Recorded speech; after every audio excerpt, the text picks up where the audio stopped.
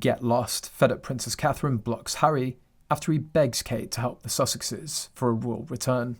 Today's marathon focuses on Prince Harry's latest disastrous attempts to find his way back into the good graces of the palace, and the shocking loss that he just received courtesy of the poised princess herself, Catherine the future queen. But before we dive into these turbulent waters, if you haven't already, do me a favour by hitting the subscribe button and turning on notifications. You won't want to miss the explosive content that we have in store. Kate doesn't just give the standard "no thanks mate" to Harry's confessions. She used the ultimate PR, took the guy's number off a mobile battlefield and instructed security to stop him at the gate if he thought of pulling up to the palace uninvited. In the wise words of our patron saint Amber Rose, "You're disgusting." This is a clear message as Kate can send about the endless distance between where she operates today as Queen-in-Waiting and where Harry pathetically resides in a shunned civil purgatory. Abandonment, the proverbial gap between an old Bordeaux at the height of its powers and a sweaty shamrock shake, with no participants leaving. But what makes this extravaganza all the more intriguing is the apparent juxtaposition of how well things have gone for Princess Catherine while Harry continues his downward spiral. Just look at how people vividly describe her growing stature. She's considered a player at the heart of Team Windsor.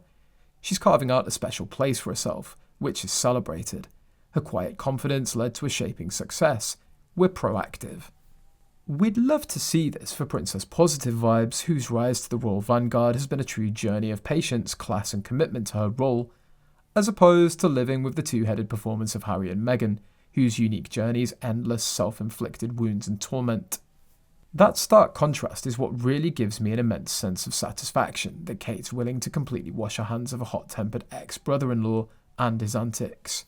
Why on God's green earth would she want to reopen that Pandora's box at the exact moment she ascends to the big leagues? We've been witnessing this terrifying clown car for years now. The relentless truth-bombing, the point-setting, the cashing in on every last speck of family dirt. The endless poking and prodding, poking at the wound with no intention of actually healing it. The whole story's become nauseating at this stage. For Harry to honestly think that he, the man who's caused so much humiliation and division within the royal family over the past few years, could somehow be involved in seeking public forgiveness and regaining one's status without consequences. It would be ridiculous if that weren't the case.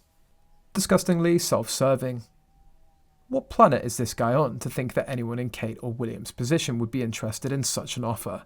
But hey, maybe we should thank Harry for giving Kate one last guilt-free chance to demonstrate how far her evolution has come. Her response to his pleas to return home is as ruthless, effective and boss-like as you could imagine. First, completely removing the blocking of his number to prevent any further attempts at emotional spoofing. What a power move. Then, following that up by making sure that he wasn't even welcome to show up at her public events. He at least stole the spotlight with his clownish antics in court. A truly final rose moment for this one-sided fantasy tale.